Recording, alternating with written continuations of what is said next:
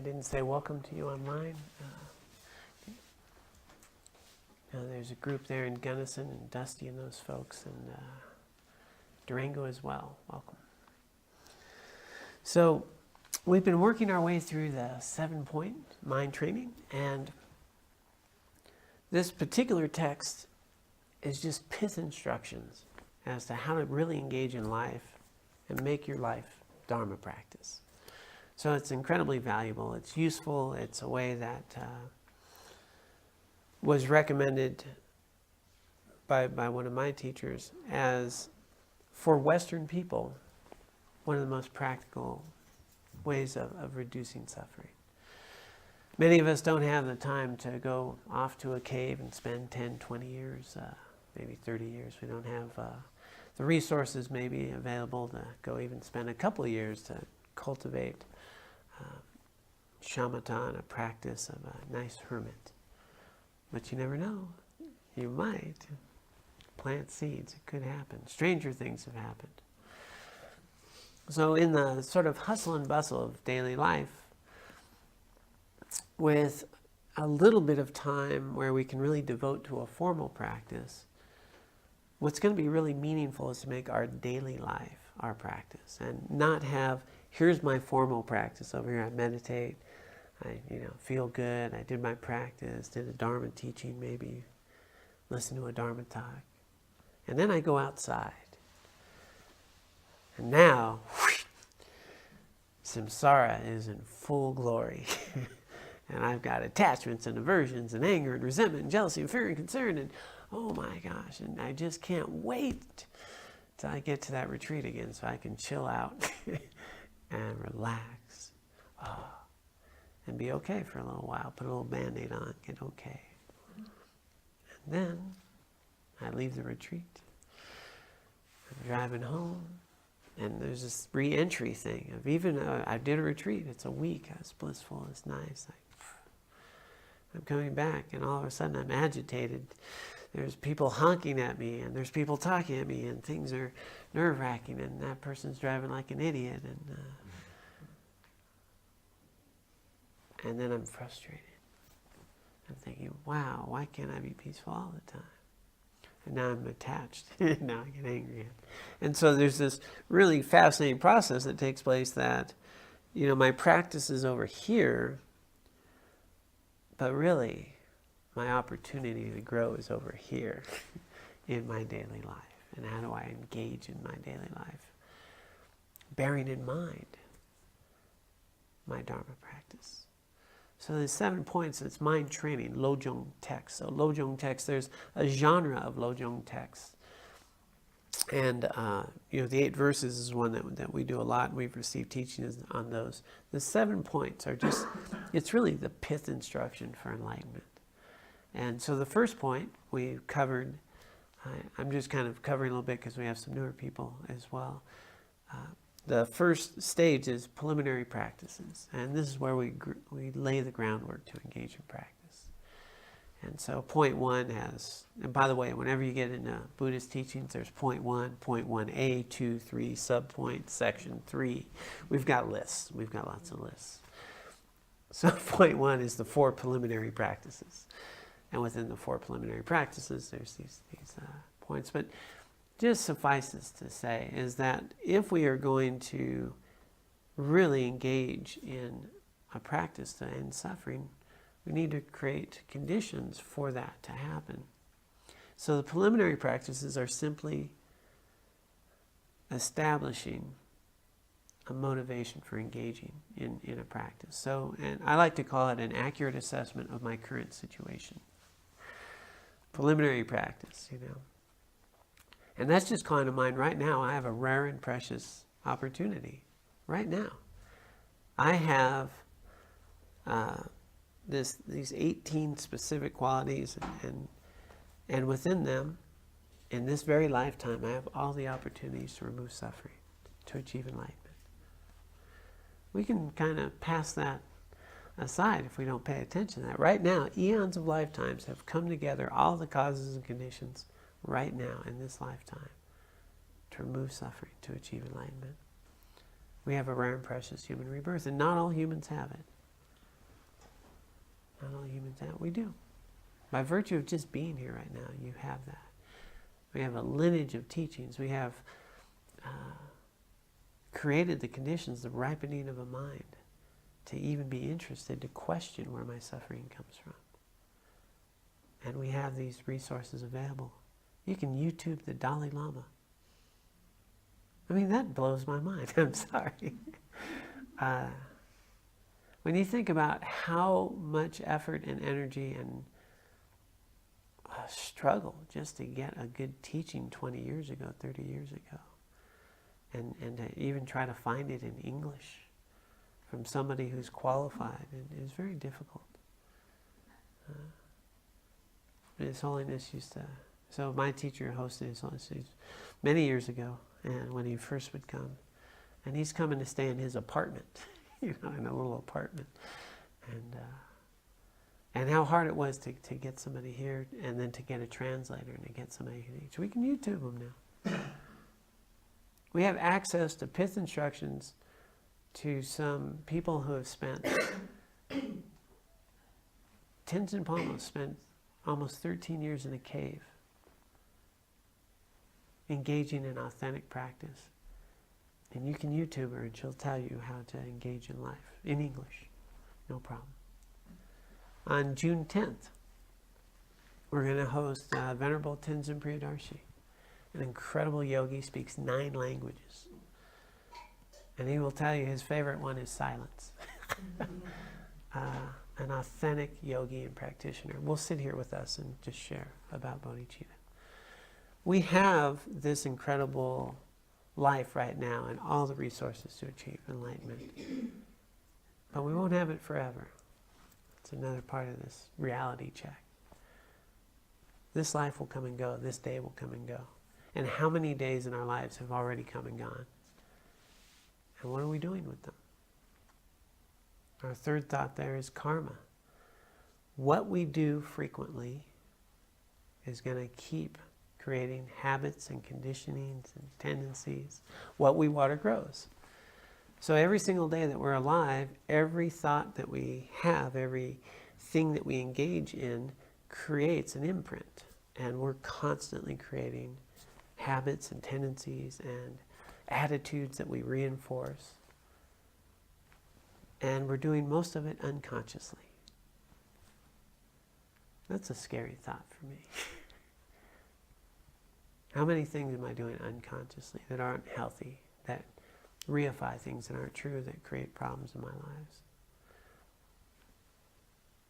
Well, we can do it consciously, and we can be aware of the seeds that we're nurturing and growing. Well, we can be watering the seeds that give rise to well-being, inner peace, loving kindness, compassion, and most importantly, wisdom and clarity.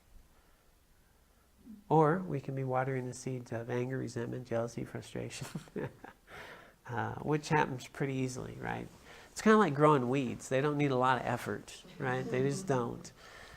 So if we tend to the garden of our consciousness, we can more consciously tend to those that nourish us, that are beautiful, the flowers, the vegetables, instead of just the weeds.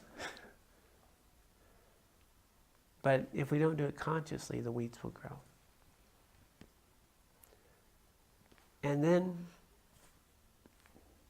this fourth point, the first point, is to really recognize the nature of our conditioned existence, that we're kind of trapped. We're trapped. And unless we realize that nature of what we call dukkha, unsatisfactoriness, suffering, we're not going to spend much energy freeing ourselves, will we? We're just going to spend a lot of our time trying to make samsara pretty comfortable. Maybe we'll get a jacuzzi this year. That'd be nice. I aspire to have one. It's not going to liberate me, though. It will not free me from attachment. It might even create more. It will not help me see more clearly. Unless we really take a little time to recognize how we're trapped by habits and conditioning, by fears and insecurities, by our limitations of misperception, of labeling, of recognizing how many ways we suffer unnecessarily. It's going to be really hard to change things, because what we'll tend to want to do is just make our suffering less. And in doing so, we don't really address the core root of the problem, and we're stuck. And just a quick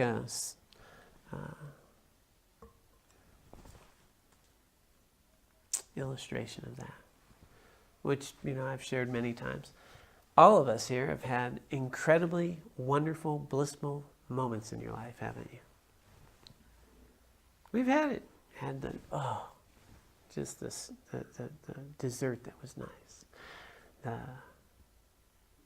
I had you stick some needles in me, and that was pretty blissful. Acupuncture was really nice.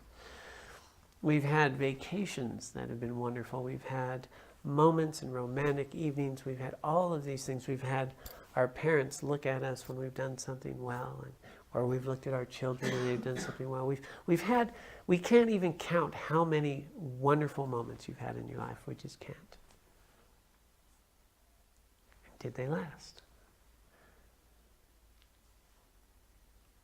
Or did they give rise to then worrying about not having another moment like that, or keeping a moment like that, or how do I sustain a moment like that, or striving to have another moment like that? And we did a thing the other day, is when I talked about, I've been using Kauai, we'll stick with it, because I know it'll get you. Kauai, it's a nice place, by the way. It's really temperate. The weather there, you can wear shorts and flip-flops. The water's warm. I mean, you want to talk about a place to practice? Easy. Oh, man, it's nice. Simply bringing that up, you could have been very content a moment ago. And now what? Sure like to be in Kauai. Immediate discontent that can give rise. Just like that. Just like that. A moment ago, not suffering. Now, discontent. Already plotting that Airbnb in Kauai. Then I'd be happy. And then is that true? Because I just created unhappiness right now. And then when I get there, will I be happy the whole time? Or will I be worried about my travel, whether or not my luggage gets there, whether or not I can get... There's a lot of traffic on Kauai, by the way. I didn't mention that. A lot of traffic. It's very busy. Can't get a parking spot, worrying about that. How many anxieties and stresses and worries would be there? Yeah, they'd arise too. Well, if we look a little deeper at this conditioned existence, we're going to see that its very nature is discontent, unsatisfactoriness, and a constant quest for trying to find something that can provide a lasting sense of well-being and happiness. And it's not available to us. The very nature of samsara is unsatisfactory suffering. Anybody here not have an accident? Anybody here not get sick? Anybody here not know someone who hasn't had marriage problems or difficulties? Anyone know that anyone who hasn't lost a job or had to find a new home to live in, or have a car breakdown, or get a flat on the highway, or on and on. Anyone here know anyone who doesn't know despair, sadness, anxiety, fear? No, that's the nature of life. And you know what our mind will tell us? Well, it shouldn't happen to me, though. My mind will spend a lot of time trying to avoid the very nature of how things are. And then get really frustrated when it happens to me, as though life's unfair. So we have this mind that creates a lot of struggle, suffering, and problems. Samsara, this conditioned existence that we experience. And we're not even aware of it most of the time. We're not even aware of how much discontent we're creating in our own lives. And so that's this next point, is to really start to be aware of that. And unless we're aware of that, we're not going to do much to be free of it. We'll just try to get another jacuzzi, plan a vacation to Kauai. Hopefully we'll get enough money to do that. Maybe I won't lose my job. And what we're doing is doing a perpetual cycle of discontent. A constant quest of, I'll be happy when, and if only. And if I can just arrange things so. And it just seems like that's the way life is. And we don't even question it. But just your nature of being here, you're questioning it. You're noting that, hey, do I need to feel insecure? Do I need to feel scared at times? Do I need to feel stressed? Do I need to feel stressed? That's sort of one way of really describing samsara, is a sense of stress. There's stress. I really would like that to happen. Oh, I really don't want that to happen. Oh, I worry that this could happen. Whoa. What if I never get to Kauai? I'm already thinking about a banana split right now.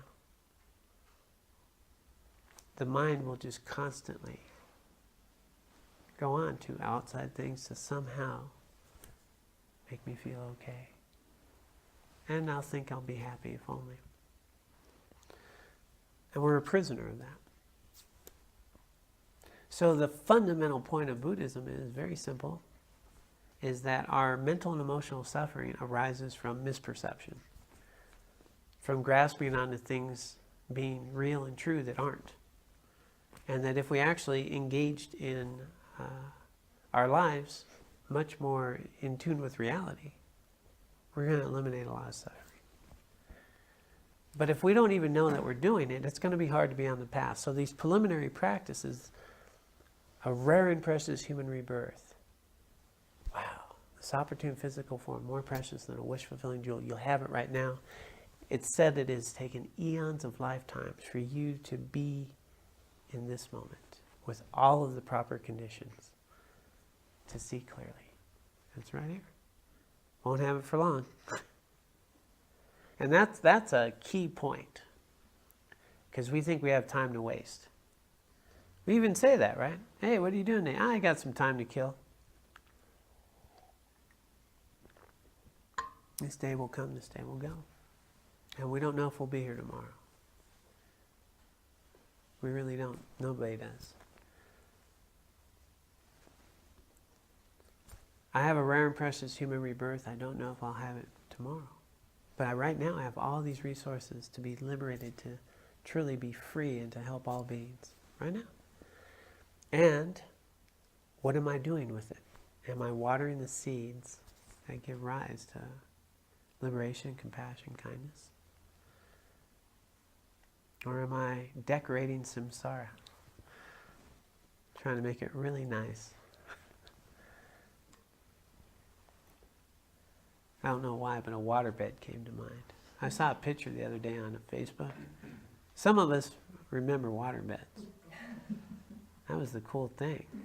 That was going to provide happiness. Nobody's really into those anymore. I don't know what happened. But this karma that we create is another way of really putting it in the sense of habits and tendencies and preferences that we perpetuate.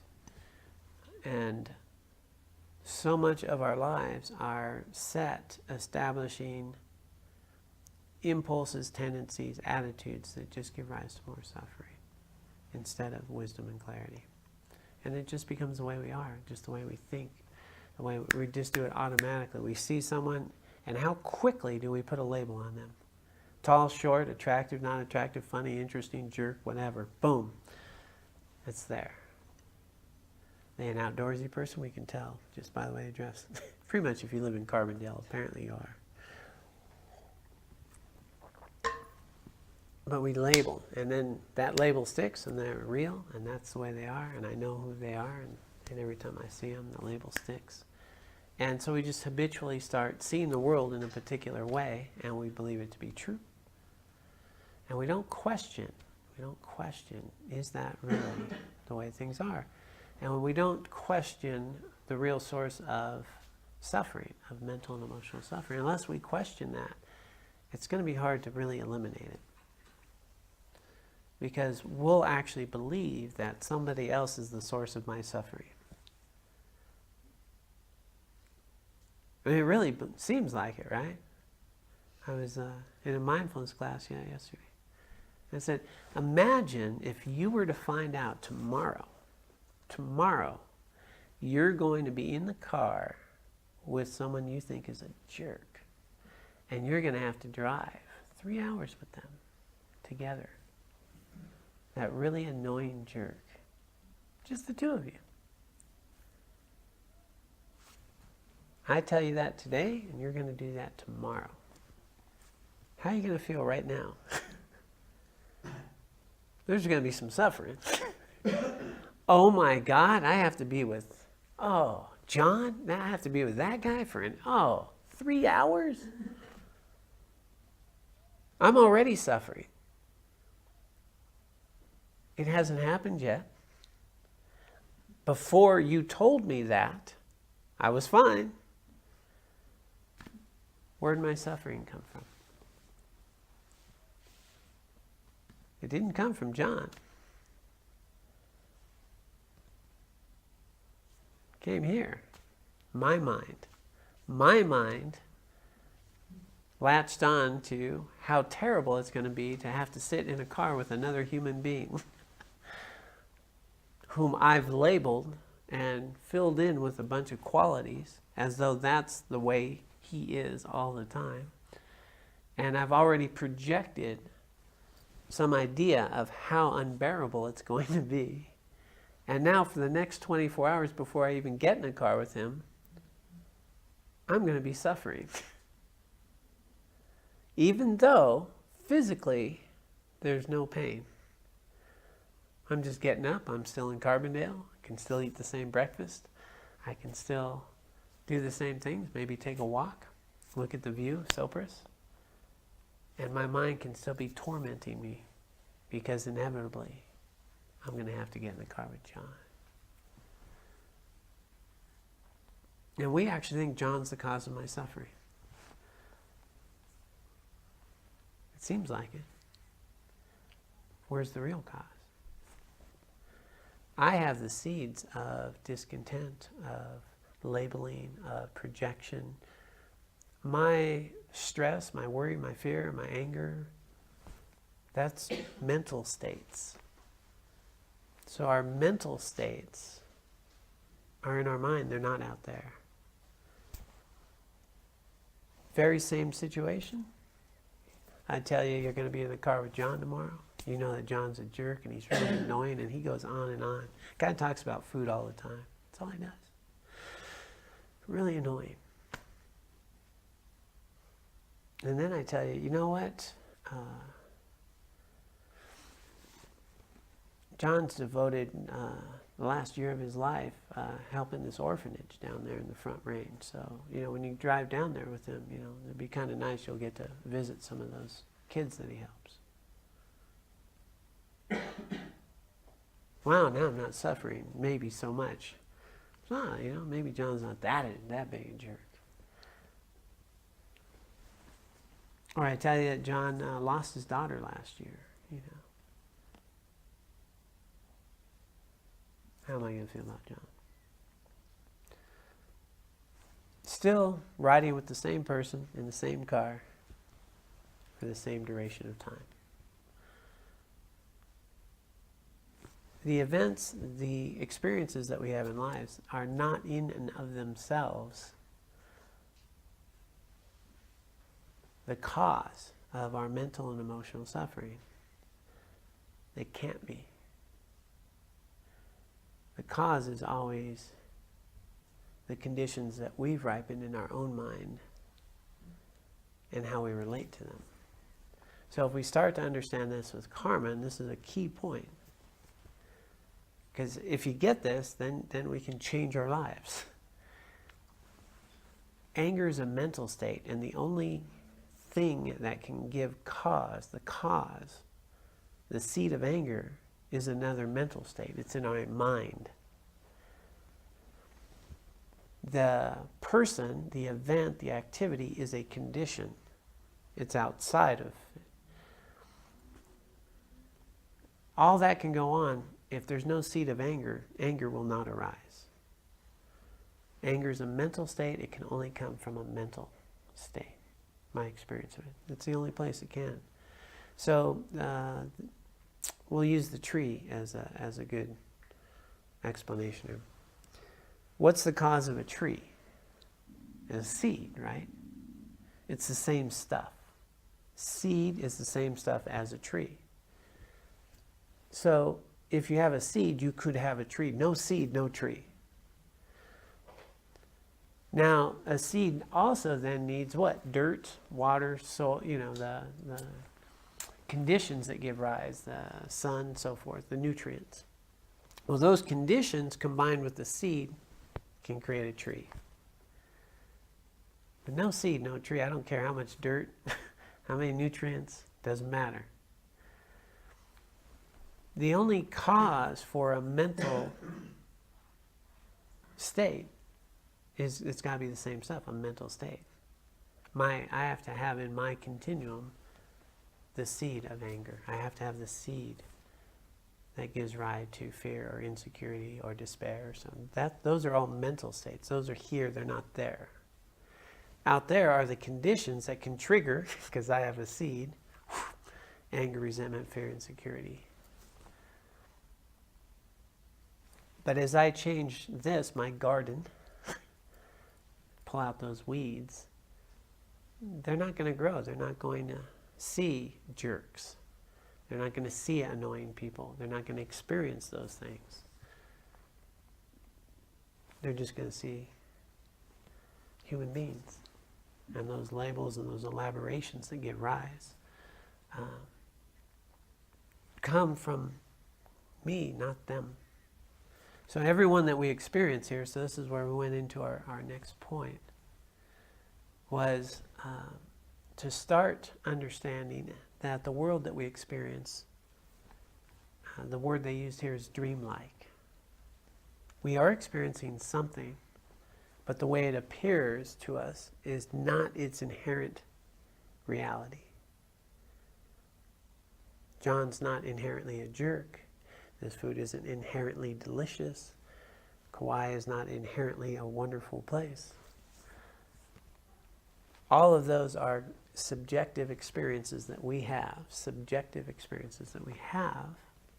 based on how I was raised, my conditioning, the experiences I've had, the seeds I've watered in my life, and my judgments that I've nurtured, that when I see a person, I'm going to experience them in a particular way, and you'll experience them differently than I do. And if we start to see this more accurately, then I realize that if I want to get rid of annoying people in my life, what do I need to do? I need to change me, not them. And if I can start to understand that how I'm labeling them is what's making them annoying, not that they're inherently annoying, I got something to work with. Because that's the way things are, really. So if we get into this second point where I start to recognize, hey, there's a lot of mental and emotional suffering here, and it's unnecessary. It's totally unnecessary. Pain's not unnecessary. It's a different thing, right? But mental and emotional suffering, these elaborative processes, these labels and stuff, why is it so difficult for me to just sit in a car with another human being for 3 hours? Why could that be unbearable? How can we be in a room with our loved one, someone we care for dearly, and be totally upset with them and just infuriated over something probably very trivial that you won't even think about in a year from now? Why is that? Where is that suffering coming from? It's here, it's not there. And so fundamentally, Buddhism says it's an inside job. Buddhism means insider. Let's look inside. Let's examine how we're perceiving what we see and poke at it and see what's true and what's not. Fundamental working hypothesis of Buddhism is that all mental and emotional sufferings are dependent upon misperception. For me, misperceiving what's happening. Making something real that's not real. So last week we really unpacked that. How we reify things and how that causes problems. Is there any story that you could tell that is fundamentally, intrinsically true?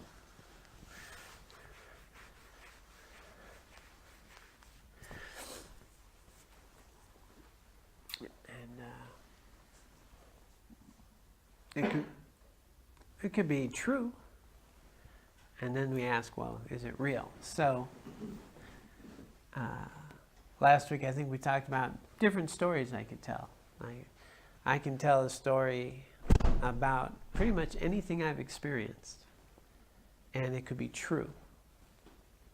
And you could have a very different experience, and I can change the story a little bit, and it would still be true, and we'd have a very different experience.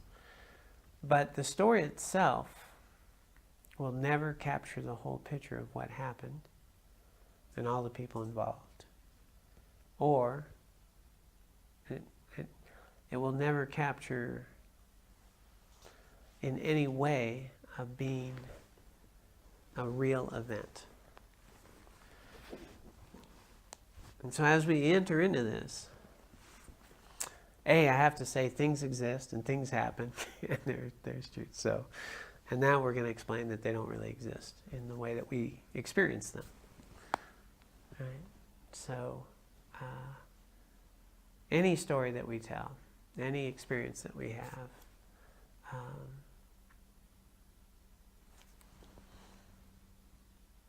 we poked at this dreamlike state of how I experience it.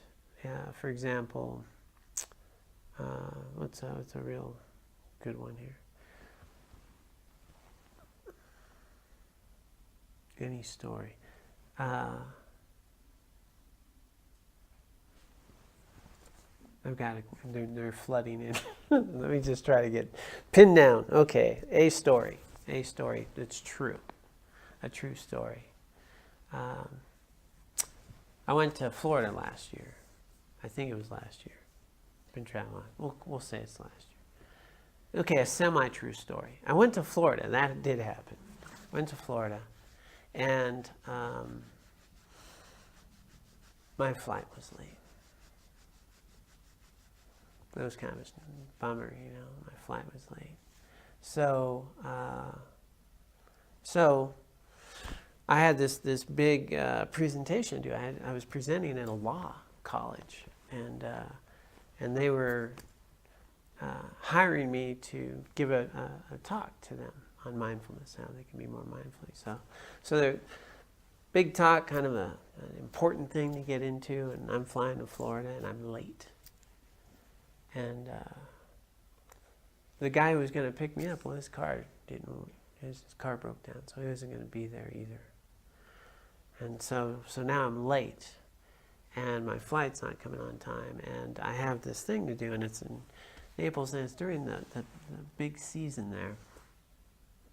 And the guy was able to get another car. He did meet me there, and then it turned out that he wasn't going to be able to take me to my talk. So it's kind of a bummer, it's a drag. I'm late, won't be able to get things. I get a car to rent. And I get to Naples, and I find out that there's traffic. That was going to take me an hour is now going to take me an hour and a half. And as I'm driving there, I'm watching the GPS, and I'm realizing that I'm going to be late. I'm going to be 10 minutes late. I call him. I'm going to be 10 minutes late. Now I'm driving, and guess what? I'm going to be 15 minutes late, 20 minutes late. And it turns out I was a half hour late. Half hour late. These people are waiting for me. I go up there, and And they're all waiting in this boardroom for me. And I don't even, I walk in there and I have to shift everything I was going to present, and we have this talk. So all of that happened. And I can tell you the story about how incredibly stressful and worried I got because of the plane being late. Or I could tell the story in a different way, which was that even though my plane got late, my friend was able to pick me up. And even though his car broke down, he was able to get there in a different way. Even though he wasn't able to get me there, you know how lucky I was? They got me a rental car. They got me a rental car with a GPS that actually told me how to get somewhere because I didn't know where I was going. When I got there, you're not going to believe this, but they met me right at the door and they shot me right up into this boardroom where everybody was already well prepared and ready for me. And we had a great time, and we spent some time being mindful. It turned out to be a really wonderful experience. And when I was driving and talking to them in traffic, realizing that it was going to be later, it was pretty cool. I could actually call on a hands-free device and let them know I was going to be late, so they knew to expect that. It's pretty phenomenal, this world we get to live in. Both stories are true. Both happened. And my experience of them could be very different, just depending on one slight shift in how I experience that. Like what a gift it is to have a vehicle and someone to pick you up. What a gift it is to land safely in a plane. What a gift it is to be able to, actually in my case, what I really liked about that experience was I actually got to embody the mindfulness practice I was going to share with them about how not to be stressed and to accept things as they arise and to show up and have to change what you were going to do because life's like that. It turned out to be a great experience. Every event in our lives that we talk about, we tell a story. The story never captures the whole of the experience. And where does it exist? In my mind. But we think it's real. And we'll tell the story, and we'll tell you how terrible it was, and how awful things were, and how wonderful it was, and how it was the best day ever, the worst day ever, how intolerable something was. Which is fascinating, because if it's intolerable, how did you tolerate it? And we build up stories, and we live in a world that doesn't really exist anywhere, and most of that's all in my mind. So the second point here was to start to really poke at reality and start to see it more dreamlike, understanding that just as I recall a dream, it doesn't really exist in a sense. Well, the life that I'm living, I'm never experiencing the whole thing. And when I tell a story or any experience about that, it doesn't really exist in that way. I had an experience of something. When we were meditating, did you notice some kids in the hallway?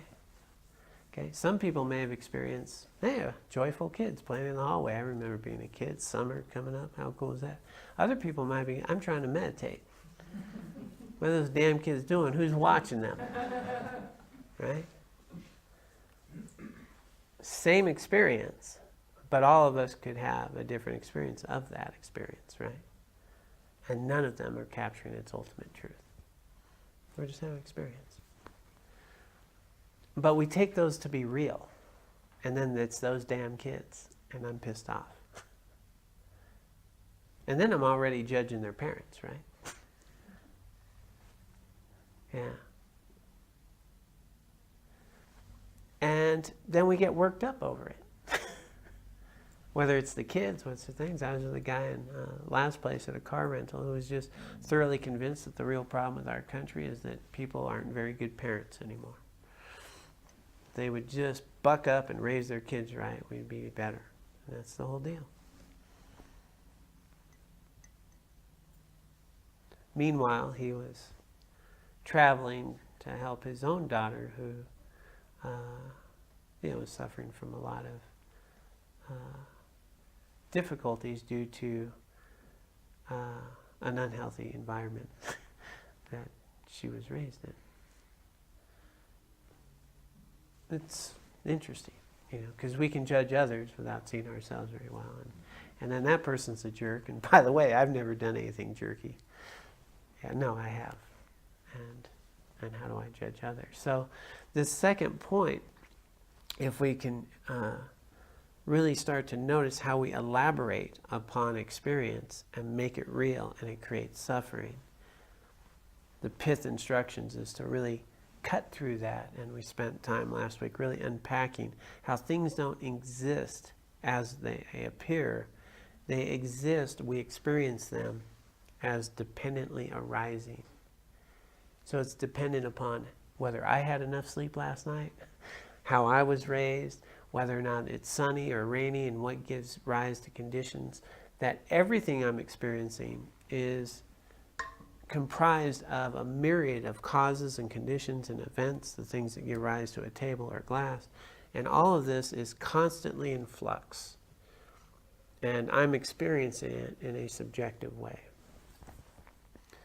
But it really looks like a table. But there's no table here.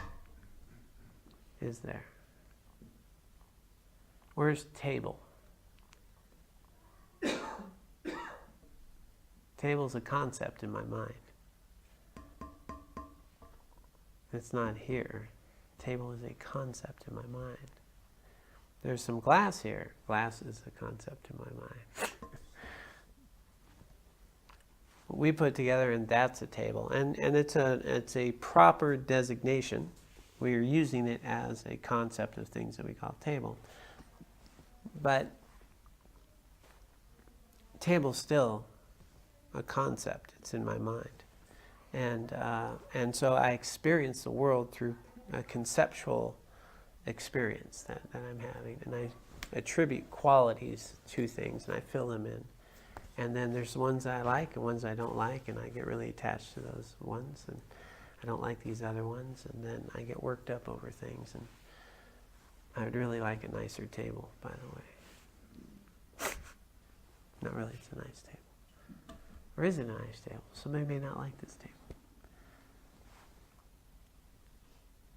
So, as we engage in cracking the door a bit, we start to realize that if I change me, I change my whole experience of the world out there.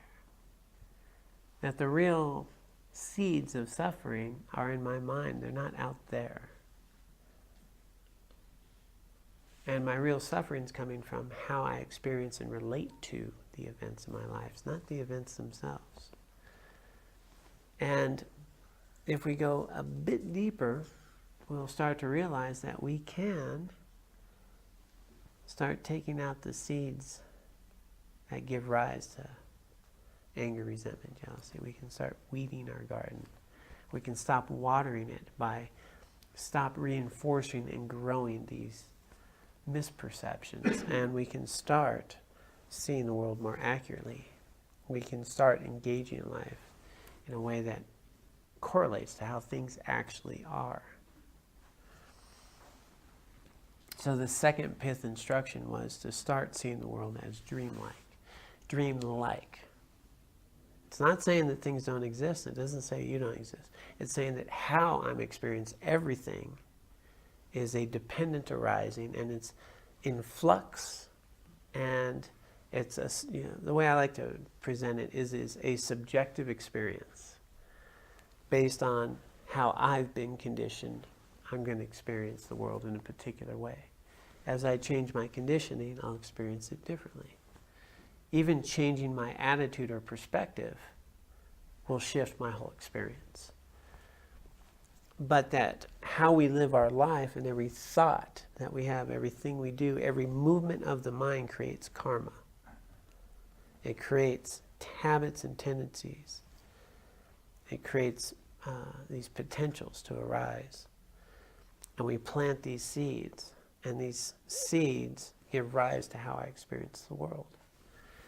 So if I start to know that that's the way things are, if I want to stop being around annoying, jerky, or harmful people, well, I start developing the seeds of kindness, of compassion, of clarity, and of wisdom. And I grow those, and then I start experiencing things different. But when I get angry at somebody because they did me wrong, and I set them straight, I water the seeds of anger, and I justify that anger, and I tell you how wrong they are, what am I doing the whole time? I'm reinforcing and validating my anger and nurturing my anger. So the next time someone treats me like that, I get angry. Of course, they did that to me again. I won't stand for that. And so how much of our life, when we're sharing with someone, are we actually reinforcing our anger when we think we're venting? And what are we really doing? Creating discontent. So this is a dynamic that takes place, that's happening, that we don't see very clearly, because what appears is somebody treats me in a particular way. I think they're a jerk, and I think if I just avoid them, I'll be okay. But my mind's still here. And I can close myself up in my little room, in my little house, all by myself. And I will not be free of anger. I will not be free of discontent. I will not be free in my safe little abode. As a matter of fact, if you go do a retreat for a period of time, that mind's a dangerous place. It's scary. So, in these 7 points, it says, A, take some time to really examine how we create suffering in our lives. The preliminary practices are recognizing this opportunity to be free of suffering and to not waste that time. And now let's engage in seeing things more accurately. The second step is cultivating the 2 bodhicittas. The first step was cultivating ultimate bodhicitta, the nature of reality itself imbued with this intense desire to be free of suffering for yourself and all sentient beings, to really make the most meaningful life that we can make in this lifetime, to be free of suffering for ourselves and others. And the starting point there is to start to understand the dreamlike nature of how we experience reality. So we soften the edges. We soften the edges. We don't take every person that we take on face value, every event as face value. We soften those edges. We see that it is this very subjective, changing thing that keeps arising in dependence upon my perceptions, what's going on around me, whether I had enough sleep last night, all the other people that gave rise to the environments that we're in, that everything we're experiencing is a coming together and a falling apart. And we have a role to play in that. But fundamentally, how I experience it, fundamentally, has a lot more to do with me than you.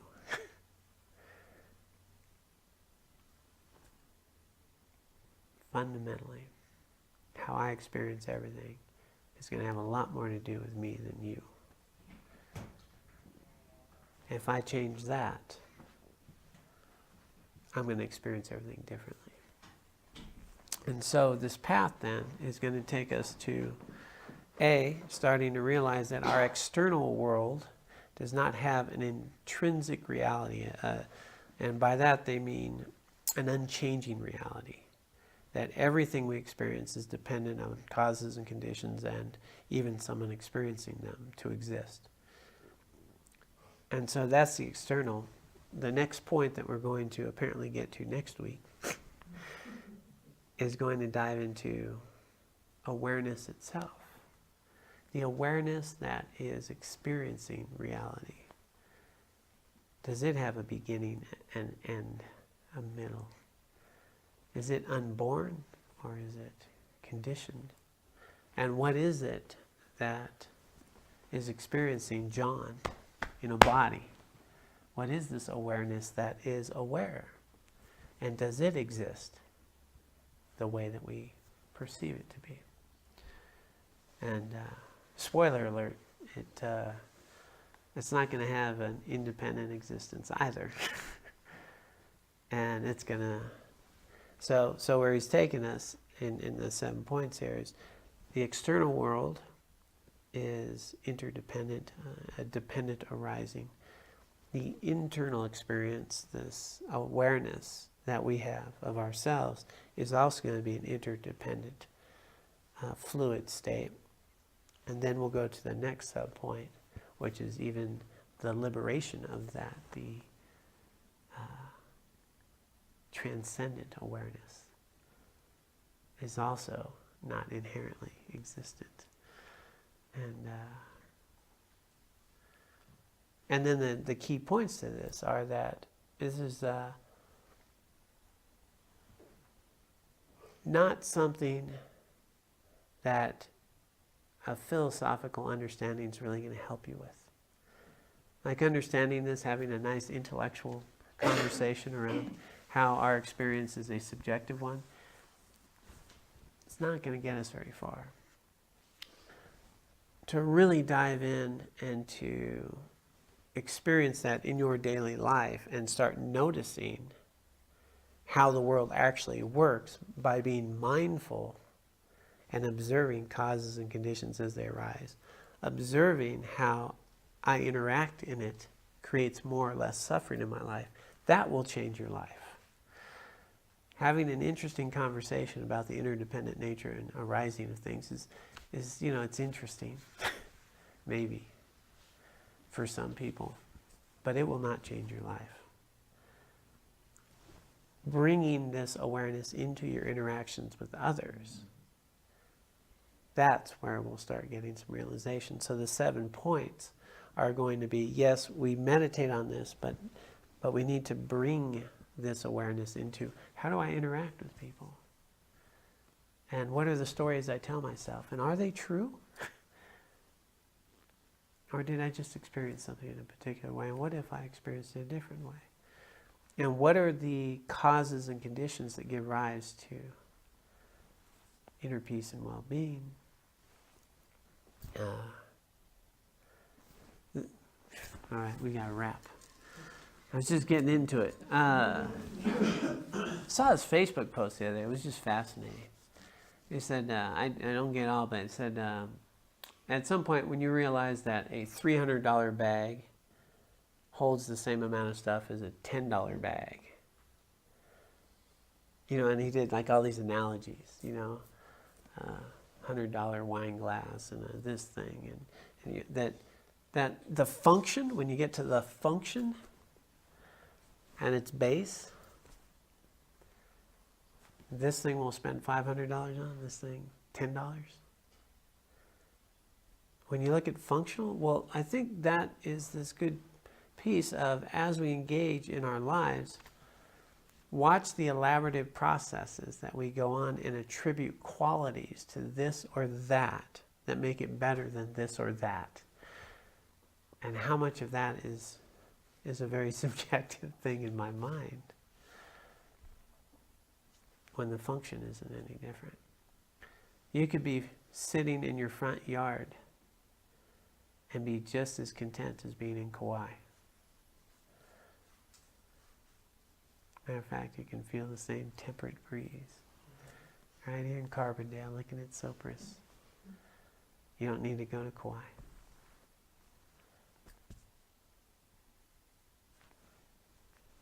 Without all that elaboration. That's where we get in trouble. Okay, and now we'll dedicate the merit and wisdom that we've accumulated here for the benefit of all beings. Let us dedicate the merit and wisdom that we've accumulated here today and throughout our lives for the benefit of all sentient beings. May all sentient beings be free of suffering and find lasting happiness.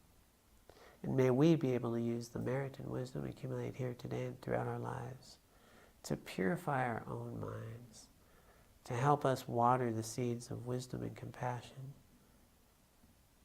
to liberate ourselves from suffering, and to achieve enlightenment for the benefit of all sentient beings.